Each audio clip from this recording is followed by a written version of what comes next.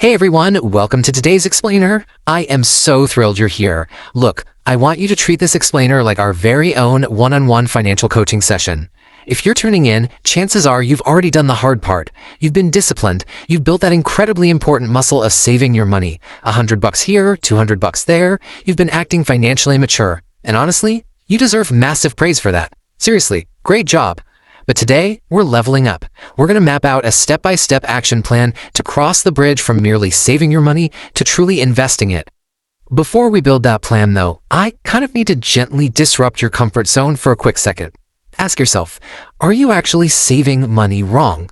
You've got that cash safely tucked away in a bank account, and I know it feels secure, it feels right. But I gotta ask, is sitting on that safely tucked away cash actually costing you your financial future? You constantly hear people throwing around terms like stocks, index funds, compound growth, and it's completely natural to start wondering if you're missing a massive piece of the puzzle. To really understand why you might be feeling that itch, let's look at a pretty harsh mathematical reality. Picture this. You open your banking app and you see $10,000 sitting right there in your savings account. That feels like a huge win. But then you look at the interest rate. Often, it's hovering around 0.5%. Do you know what that actually means? It means after an entire year of keeping your hard-earned money locked away, you've made a grand total of $50. $50. That is barely enough to cover a decent dinner out, let alone build long-term financial independence. So let's dive into Section 1, the savings illusion. We're talking about protecting versus growing your wealth. You see, while saving is a crucial first step, saving alone will almost never make you wealthy. The biggest wealth gap in the world isn't between savers and spenders, it's actually between savers and investors. Savings protect your money, but investments grow it. Let's look at a side-by-side comparison using that exact same $10,000. On the left, if you leave it in savings earning 1%, after 2 decades, you've got roughly $12,200. Not great. But look at the right side, the investing column.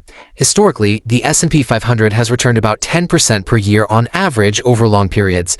If your 10 grand compounds at that 10% rate, after 20 years, you're sitting on about $67,000.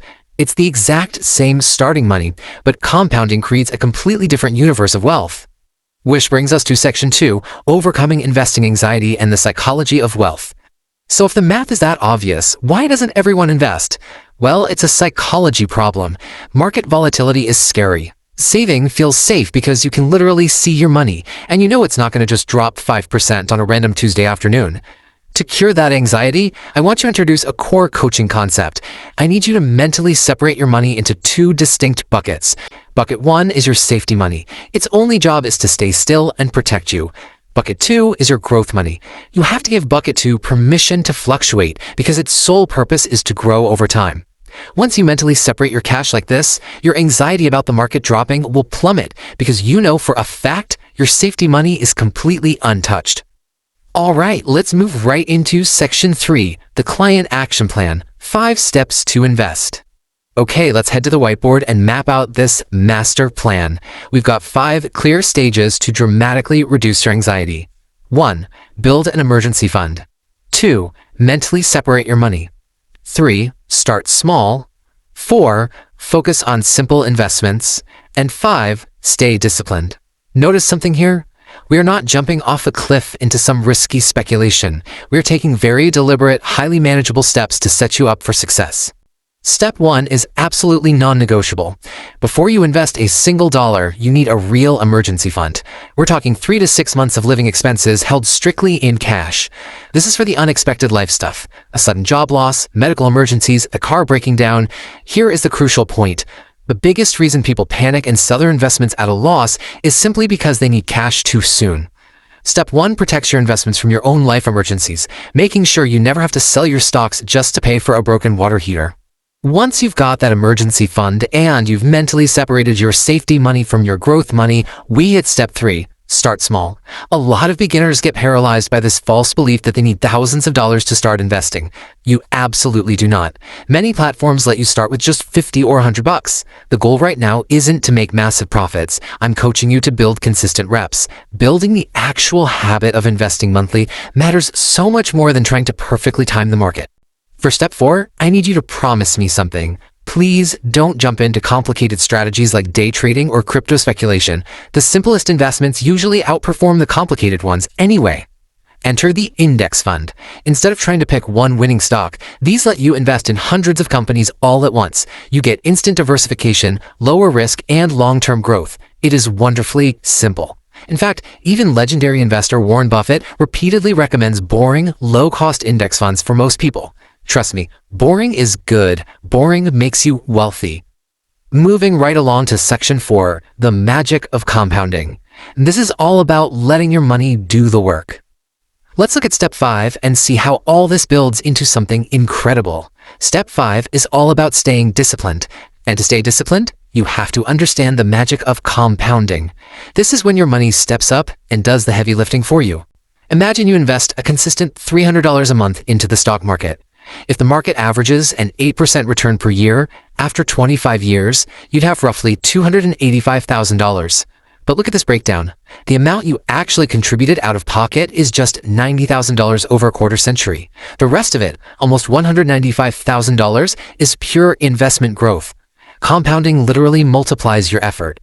When the journey gets emotionally difficult, and let's be real, it will, I want you to remember this powerful analogy.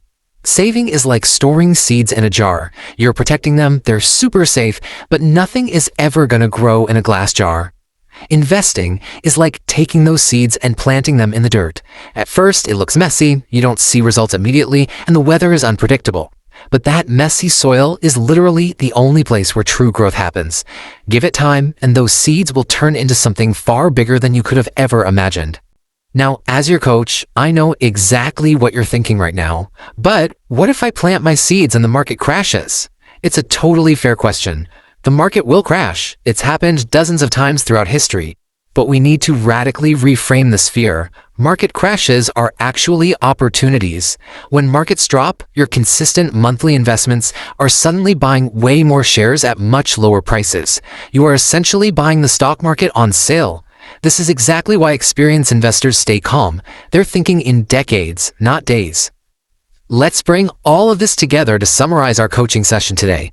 Saving your money gives you stability. It gives you the solid foundation you need to sleep well at night. But investing gives you freedom. It gives you the ultimate power to buy back your own time in the future. The earlier you combine both of these strategies, the more immensely powerful your financial future is going to become. So as we wrap up this explainer, I want to leave you with one direct, provocative question to reflect on. Are you just saving, or are you truly investing? You have the roadmap now. You know exactly how to cure the anxiety by separating your mental buckets. You know that starting with just $50 is enough to get the ball rolling. The only thing left for you to do is to take that very first step today. Thank you so much for joining me for this session. I'll catch you on the next explainer.